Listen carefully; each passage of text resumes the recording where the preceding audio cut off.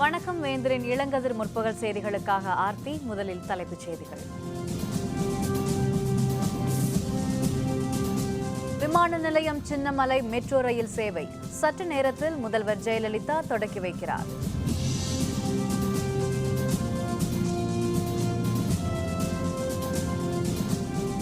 காவிரியில் தண்ணீர் திறக்க உச்சநீதிமன்றம் தீர்ப்பு. கர்நாடக அமைச்சரவை இன்று ஆலோசனை.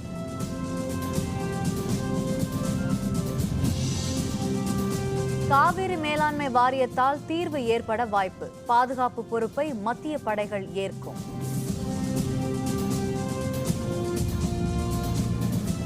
உள்ளாட்சி தேர்தல் ஏற்பாடுகள். மாநில தேர்தல் ஆணையம் முனைப்பு.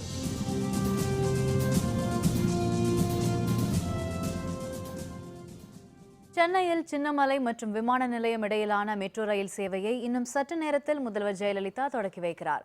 சின்னமலை, கிண்டி, ஆலந்தூர், நங்கநல்லூர், மீனம்பாக்கம் விமான நிலையம் வழி செல்லும் இந்த சேவை தொடக்க விழாவில் மத்திய அமைச்சர்கள் வெங்கையா நாயுடு, பொன் ராதாகிருஷ்ணன் உள்ளிட்டோர் பங்கேற்கின்றனர். இது பற்றிய விரிவான விவரங்களை தருகிறார் நமது செய்தியாளர் சையத்.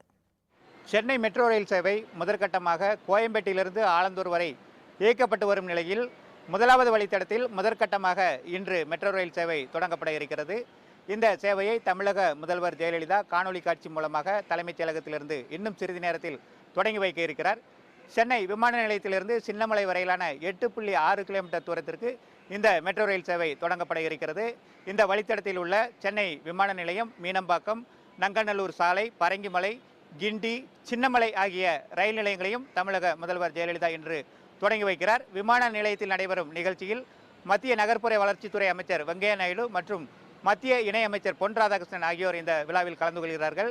இந்த மெட்ரோ ரயில் சேவையை பொறுத்தவரை விமான நிலையத்திலிருந்து மீனம்பாக்கம் வரையிலான ஒரு குறிப்பிட்ட பகுதியில் சுரங்கப்பாதை வழியாக முதற்கட்டமாக இந்த ரயில்கள் இயங்குவதால் பெரும்பாலான பயணிகள் இன்று பயணிப்பார்கள் என்று எதிர்பார்க்கப்படுகிறது.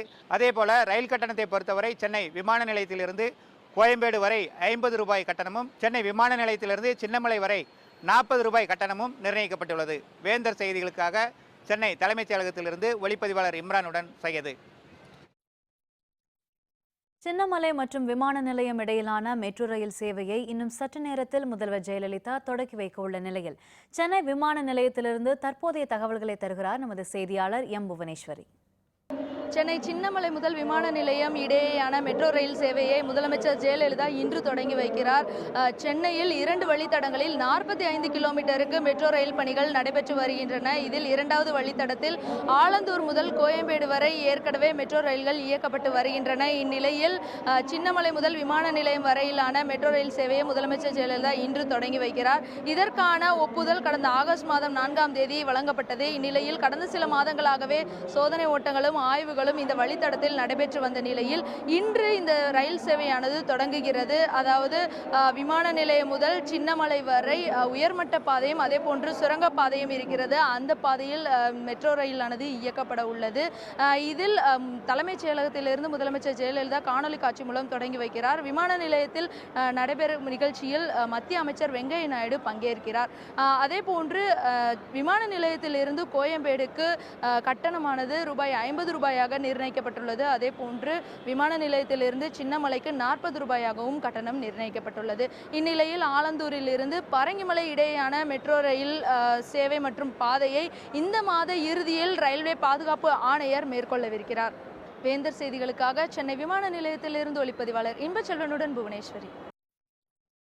காவிரியிலிருந்து தமிழகத்துக்கு இன்னும் 10 நாட்களுக்கு தண்ணீர் திறந்துவிடுமாறு உச்சநீதிமன்றம் உத்தரவிட்டதை அடுத்து கர்நாடக முதல்வர் தலைமையில் அமைச்சரவை ஆலோசனை மேற்கொள்ள உள்ளது. காவிரியில் தமிழகத்துக்கு இன்னும் 10 நாட்களுக்கு வினாடிக்கு 6000 கன அடி தண்ணீர் திறந்துவிடுமாறு உச்சநீதிமன்றம் உத்தரவிட்டது. கர்நாடகத்தில் குடிநீர் மற்றும் பாசனத்திற்காகவே தண்ணீர் இல்லை என கூறி வருகிறது அம்மாநில அரசு.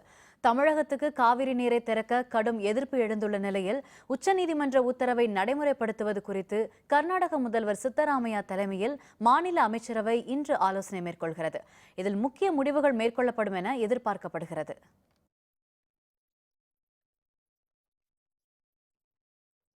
காவிரி மேலாண்மை வாரியம் அமைக்க உச்சநீதிமன்றம் மத்திய அரசுக்கு கெடு விதித்துள்ள நிலையில் இந்த பிரச்சனையில் ஓரளவு நம்பிக்கை கீற்று தென்படுகிறது. காவிரி நதிநீர் பிரச்சினைக்கான தீர்வு தற்போது மத்திய அரசின் கைகளுக்கு மாறியுள்ளது. காவிரி மேலாண்மை வாரியம் அமைக்கப்படும் பட்சத்தில் தண்ணீருக்காக கர்நாடகத்தையோ நீதிமன்றத்தையோ ஒவ்வொரு முறையும் தமிழகம் நாடி வேண்டியிருக்காது. மேலாண்மை வாரியம் பற்றிய தகவல்களை பார்க்கலாம். தமிழகம், கர்நாடகம், மத்திய அரசு இடையே 25 ஆண்டுகளுக்கு மேலாக முத்தரப்பு பேச்சு நடத்தியும் முன்னேற்றம் ஏற்படாததால் 1990ஆம் ஆண்டு காவிரி நடுவர் மன்றம் அமைக்கப்பட்டது. தனது இறுதி தீர்ப்பை 2007ஆம் ஆண்டு பிப்ரவரி 5ஆம் தேதி நடுவர் மன்றம் வெளியிட்டது. பல்வேறு கட்ட சட்ட போராட்டங்களுக்கு பிறகு இறுதி தீர்ப்பு 2013ஆம் ஆண்டு அரசிதழில் வெளியிடப்பட்டது. இதில் ஆண்டுதோறும் தமிழகத்துக்கு 192 டிஎம்சி தண்ணீரை கர்நாடகம் வழங்க வேண்டும் என குறிப்பிட்டிருந்தது. காவிரி மேலாண்மை வாரியம், காவிரி நீர் ஒழுங்காற்றுக்குழு ஆகியவை அமைப்பது இறுதி தீர்ப்பின் முக்கிய அம்சமாகும். தமிழகம் மற்றும் கர்நாடகத்தில் உள்ள அணைகள், கண்காணிப்பு பணிகள் ஆகியவை மேலாண்மை வாரியம் மற்றும் ஒழுங்காற்றுக்குழுவின் கட்டுப்பாட்டுக்குள் வந்துவிடும். இறுதி தீர்ப்பை செயல்படுத்துதல், மேற்பார்வையிடுதல், அணைகளிலிருந்து நீர் விடுவிப்பது போன்ற பணிகளை இந்த அமைப்புகள் மேற்கொள்ளும். இறுதி தீர்ப்பின்படி பல்வேறு காலகட்டங்களில் தண்ணீர் திறக்கப்படுகிறதா என்பதை கண்காணிக்க முடியும். கர்நாடக அரசு காவிரி ஆற்றில் குறுக்கே தடுப்பணைகளை தன்னிச்சையாகவும் சட்டத்திற்கு புறம்பாகவும் கட்டுவதை தடுக்க முடியும். அணைகளின் பாதுகாப்பு மத்திய துணை ராணுவத்தின் கட்டுப்பாட்டின் கீழ் கொண்டு வரப்படும்.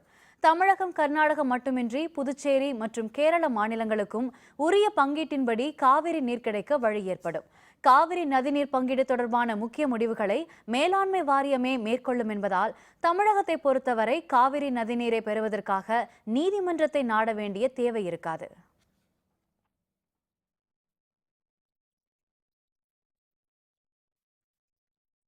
ஏடிஎம் எந்திரத்தை உடைக்கும் முயற்சி தோல்வி. 10 லட்சம் ரூபாய் பணம் தப்பியது. விவரம் விளம்பர இடைவேளைக்கு பிறகு.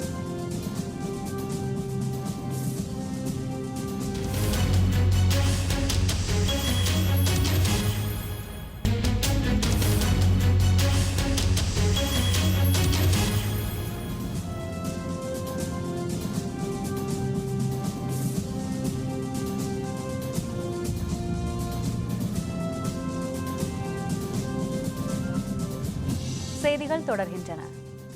உள்ளாட்சி அமைப்புகளுக்கான தேர்தல் அடுத்த மாதம் நடைபெறவுள்ள நிலையில் அதற்கான ஏற்பாடுகளில் மாநில தேர்தல் ஆணையம் முனைப்பு காட்டி வருகிறது. வாக்குச்சீட்டுகள் அச்சிடும் பணியும் விரைவில் தொடங்க உள்ளது. இது பற்றிய விரிவான விவரங்களை தருகிறார் நமது செய்தியாளர் கோபிநாத். உள்ளாட்சி தேர்தலுக்கான வாக்குச்சீட்டு அச்சிடும் பணிகளை தொடங்க அனைத்து மாவட்ட தேர்தல் அலுவலர்களுக்கும் மாநில தேர்தல் ஆணையம் உத்தரவிட்டுள்ளது. அதன்படி வருகின்ற 27ஆம் தேதி தொடங்கி அக்டோபர் 1ஆம் தேதி வரை வாக்குச்சீட்டு அச்சிடும் பணிகள் நடைபெற உள்ளன. கடந்த ஏப்ரல் 29ஆம் தேதி வெளியிடப்பட்ட வாக்காளர் பட்டியலை கொண்டு நடைபெற்று வந்த வாக்காளர் பட்டியலை சரிபார்க்கும் பணிகள் முடிவடைந்துள்ளன. இதனை அடிப்படையாக கொண்டு வாக்குச்சீட்டு அச்சிடும் பணிகள் நடைபெற இருக்கிறது. இந்நிலையில் வாக்காளர் பட்டியலில் செய்யப்படும் மாற்றங்களை வேட்புமனு தாக்கல் செய்யும் கடைசி நாள் வரை சேர்த்து வெளியிடவும் மாவட்ட தேர்தல் அலுவலர்களுக்கு அறிவுறுத்தப்பட்டிருக்கிறது. இந்நிலையில் மாநிலம் முழுவதும் தேர்தலுக்கான முன்னேற்பாடுகள் தீவிரமடைந்து வரும் நிலையில் இன்றோ அல்லது நாளையோ உள்ளாட்சி தேர்தல் நடைபெறும் தேதி வெளியாக வாய்ப்புள்ளதாக தகவல்கள் தெரிவிக்கின்றன. வேந்தர் செய்திகளுக்காக சென்னை கோயம்பேட்டிலிருந்து ஒளிப்பதிவாளர் பாலாவுடன் கோபிநாத். சேலத்தில் வங்கி ஒன்றின் ஏடிஎம் எந்திரத்தை உடைத்து திருட நடைபெற்ற முயற்சி தோல்வியடைந்ததால் தப்பிச் சென்ற இருவரை காவல்துறையினர் தேடி வருகின்றனர். சேலம் ராமகிருஷ்ணா சாலையில் அமைந்துள்ள வங்கி ஒன்றின் ஏடிஎம் மையத்தில் 5 எந்திரங்கள் வைக்கப்பட்டுள்ளன. இந்த மையத்திற்குள் நள்ளிரவில் நுழைந்த முகமூடி அணிந்த நபர் பணம் செலுத்தும் எந்திரத்தின் மேல் இருந்த கண்காணிப்பு கேமராவை உடைத்துள்ளார். பின்னர் மற்றொரு நபரை அழைத்து எந்திரத்தில் இருந்த பணத்தை எடுக்க முயன்றுள்ளார். இந்த முயற்சிகள் தோல்வியடைந்ததால் எந்திரத்தின் மீது மிளகாய் பொடியை தூவிவிட்டு இருவரும் தப்பி ஓடிவிட்டனர். இது பற்றிய தகவல் அறிந்த அஸ்தம்பட்டி காவல்துறையினர் வழக்கு பதிந்து தப்பி ஓடிய இருவரை தேடி வருகின்றனர். ஏடிஎம் எந்திரத்தை உடைக்க முடியாததால் அதிர்ஷ்டவசமாக அதிலிருந்த 10,15,000 ரூபாய் பணம் தப்பியதாக வங்கி நிர்வாகம் தெரிவித்துள்ளது.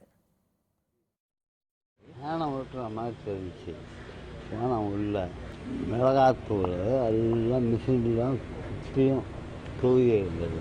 என்னமோ மிளகாத்தூள் இருக்குது பயந்தடிச்சு ஆளுங்க இருப்பாங்க நினச்சிக்கிட்டு வெளியே ஓடியாது.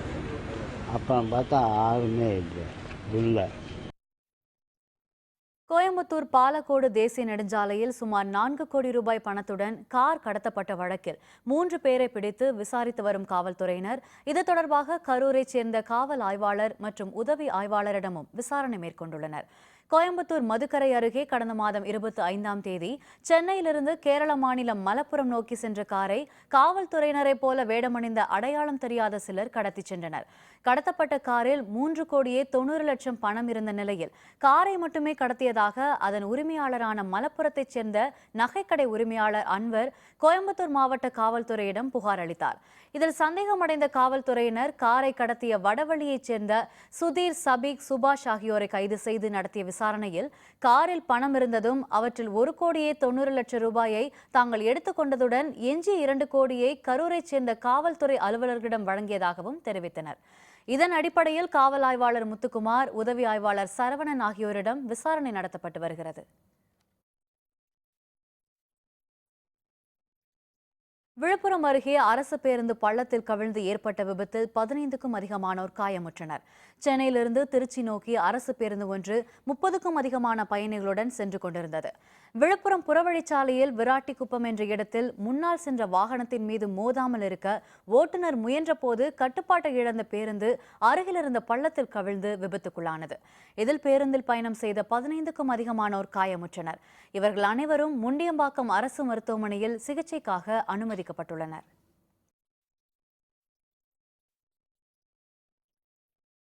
கோயம்புத்தூர் மாவட்டம் வடிவேலாம்பாளையத்தை அடுத்த வனப்பகுதியில் பெண் யானை ஒன்று மர்மமான முறையில் உயிரிழந்தது குறித்து வனத்துறையினர் விசாரணை மேற்கொண்டுள்ளனர். கடந்த பிப்ரவரி மாதம் தொடங்கி இதுவரை 8 மாதங்களில் மட்டும் 10க்கும் அதிகமான யானைகள் பலியாகின. ரயில் தடத்தை தாண்டிய போது ரயில் மோதியும், விளைநிலங்களில் சுற்றியிருந்த மின்சார கம்பிகள் வழியாக மின்சாரம் தாக்கியும் இந்த யானைகள் இறந்ததாக வனவிலங்கு ஆர்வலர்கள் தெரிவித்துள்ளனர். இந்நிலையில் வடிவேலாம்பாளையத்தை அடுத்த வனப்பகுதியில் பெண் யானை ஒன்று பலியானதாக வனத்துறையினருக்கு தகவல் கிடைத்தது. இதனைத் தொடர்ந்து சம்பவ இடத்திற்கு விரைந்து வந்த வனத்துறையினர் ஆய்வு மேற்கொண்டனர். யானை உயிரிழந்ததற்கான காரணம் குறித்து பிரேத பரிசோதனையில் முடிவில் உறுதியான தகவல் தெரியவரும் என மருத்துவர் தெரிவித்தார். 20 வயது மதிக்கத்தக்க பெண் யானை இறந்து இன்று கண்டுபிடிக்கப்பட்டது. குடல்கள் சரிந்த நிலையில் இருக்குது. மாவட்ட வன அலுவலர், வனச்சர் முன்னிலையில் இப்போ அந்த பிரேதத்தை பார்த்துட்டோம். சென்னை காட்டாங்குளத்தூர் எஸ்ஆர்எம் பல்கலைக்கழகம் வந்ததால் தான் பொத்தேரிக்கு ரயில் நிலையம் வந்தது. இன்று பொத்தேரி கிராம மக்கள் மட்டுமின்றி பல்லாயிரக்கணக்கானோரும் ரயில் நிலையத்தை பயன்படுத்திக் கொண்டிருக்கின்றனர். பொத்தேரி ரயில் நிலையத்தின் மேம்பாட்டிலும் எஸ்ஆர்எம் பல்கலைக்கழகத்துக்கு பெரும் பங்கு இருக்கிறது. எஸ்ஆர்எம் பல்கலைக்கழகத்தை பற்றி ஒரு சில ஊடகங்களில் அவதூறான செய்திகள் தொடர்ந்து ஒளிபரப்பப்பட்டு வருகின்றன. ஒரு சில அரசியல் கட்சியினரும் கூட எஸ்ஆர்எம் கல்வி நிறுவனத்திற்கு எதிராக தொடர்ந்து ஆதாரமில்லாமல் அவதூறான குற்றச்சாட்டுகளை கூறி வருகின்றனர். குறிப்பாக எஸ்ஆர்எம் பல்கலைக்கழகம் தொடங்கப்பட்டதால் பொத்தேரி கிராம மக்கள் பாதிக்கப்பட்டதாகவும் சில குற்றச்சாட்டுகள் கூறப்பட்டன. இந்த செய்திகள் உண்மையா? எஸ்ஆர்எம் பல்கலைக்கழகம் வந்ததால் பொத்தேரி மக்களுக்கு பயனா, பாதிப்பா என இந்த பகுதி மக்களிடம் விசாரித்தோம். கடந்த 1985ஆம் ஆண்டு எஸ்ஆர்எம் பல்கலைக்கழகம் பொத்தேரியில் தொடங்கப்பட்டது. எஸ்ஆர்எம் பல்கலைக்கழகத்தில் பயில ஆயிரக்கணக்கான மாணவ மாணவியர் வந்து செல்ல தொடங்கினர்.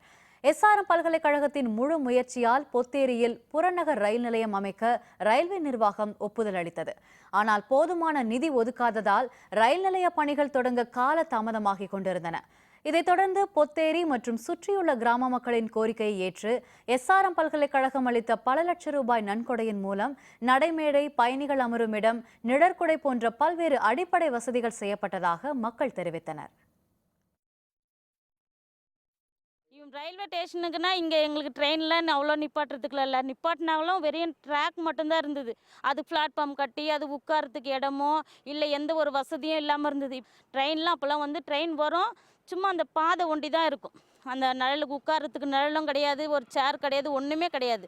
இப்போ வந்து ஸ்டேஷனில் வந்து போய் நம்ம இங்கேருந்து நடந்து போன களைப்பானா கூட கொஞ்ச நேரம் வெயிட் பண்ணி உட்காந்து ட்ரெயின் வந்த பிறகு உட்கார கொள்ள இடம்லாம் எல்லா வசதியும் இருக்குது. அந்த மாதிரி இப்போ எஸ்ஆர்எம் யூனிவர்சிட்டி வந்ததுனால தான் பொத்தேரி நல்லா டெவலப் ஆச்சுங்க. எஸ்ஆர்எம் பல்கலைக்கழகம் வருவதற்கு முன் காட்டாங்குளத்தூரில் நகர் பேருந்துகளே அத்திப்பூத்தார் போலதான் நின்று செல்லும். இங்கிருந்து பொத்தேரிக்கு நடந்துதான் செல்ல வேண்டும். பொத்தேரிக்கு என பேருந்து நிறுத்தமே இல்லை. ஆனால் இன்றோ பொத்தேரிக்கு ரயில் நிலையமே வந்திருக்கிறது. ரயில்வே ஸ்டேஷன் வந்த பிறகு தான் இங்கே அந்த பஸ்ஸு போக்குவரத்து நிற்கிறதுக்குள்ள ஆரம்பிச்சிது. அதுக்கு முன்னாடி பஸ்ஸெலாம் நிற்காதுங்க பெரும்பாலும். இந்த காலேஜ் வந்த பிறகு தான் பசங்க படிக்க ஆரம்பித்த உடனே இங்கே நிறைய பேர் வேலைக்கு வந்து நம்ம ஊருக்காரங்க இவ்வளோ வேலை செய்கிறாங்க. வெளியிருந்து வந்தவங்களும் வேலை செய்கிறாங்க. கேட்க போனாக்கா மதுராந்தலேருந்து வராங்க, உத்திரமேலூர், சூனாம்பேடு எல்லா ஊர்லேருந்து வந்து வேலை செய்கிறாங்க. நிறைய பேர் வேலை செய்கிறாங்க. அதனால் இப்போ பஸ்ஸெலாம் நிற்குது. இப்போ எங்களுக்கும் நல்ல சௌகரியமாக இருக்குது. பொத்தேரியில் பல்கலைக்கழகமும் அதன் தொடர்ச்சியாக ரயில் நிலையமும் அதன் பயனாக பேருந்து நிறுத்தமும் வந்ததால்தான் இன்று இங்கிருந்து ஏராளமானோர் வேலைகளுக்காக வெளியூர்களுக்கு சென்று வருகின்றனர். வெளியூர்களிலிருந்தும் ஏராளமானோர் வந்து சென்று கொண்டிருக்கின்றனர். காலேஜ் வந்த பிறகு தான் ரயில்வே ஸ்டேஷன் வந்தது. அவங்க முயற்சினால தான் வந்தது. அதனால் அந்த முயற்சினால தான் வந்து எங்களுக்கும் வந்து நல்ல ஒரு பலன் கிடைக்குது.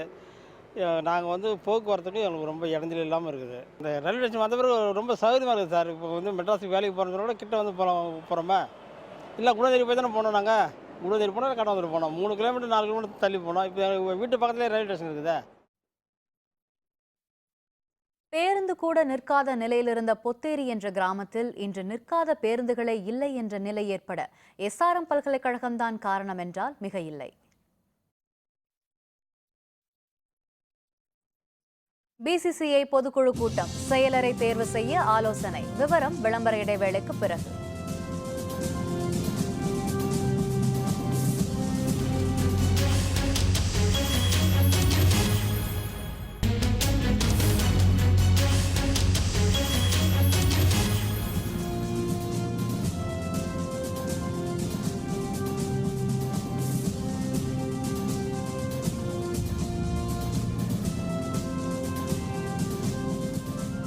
செய்திகள் தொடர்கின்றன.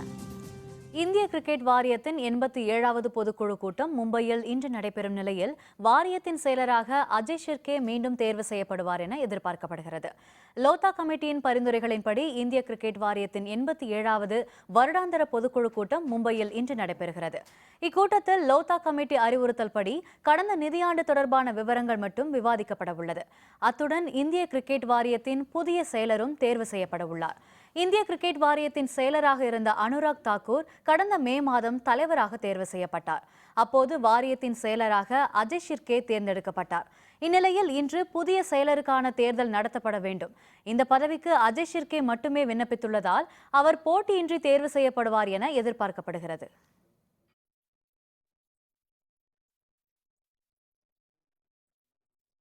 மீண்டும் தலைப்புச் செய்திகள். விமான நிலையம் சின்னமலை மெட்ரோ ரயில் சேவை சற்று நேரத்தில் முதல்வர் ஜெயலலிதா தொடக்கி வைக்கிறார்.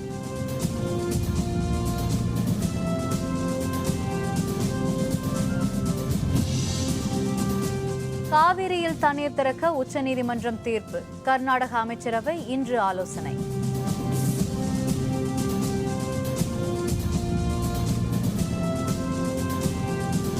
காவிரி மேலாண்மை வாரியத்தால் தீர்வு ஏற்பட வாய்ப்பு. பாதுகாப்பு பொறுப்பை மத்திய படைகள் ஏற்கும்.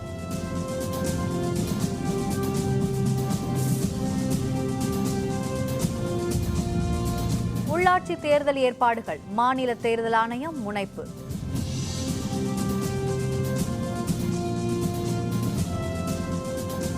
இத்துடன் வேந்தரின் இளங்கதிர் முற்பகல் செய்திகள் நிறைவடைந்தன. மீண்டும் பகல் 1:30 மணிக்கு வேந்தரின் உச்சிவேளை பகல் செய்திகளில் சந்திப்போம். வணக்கம்.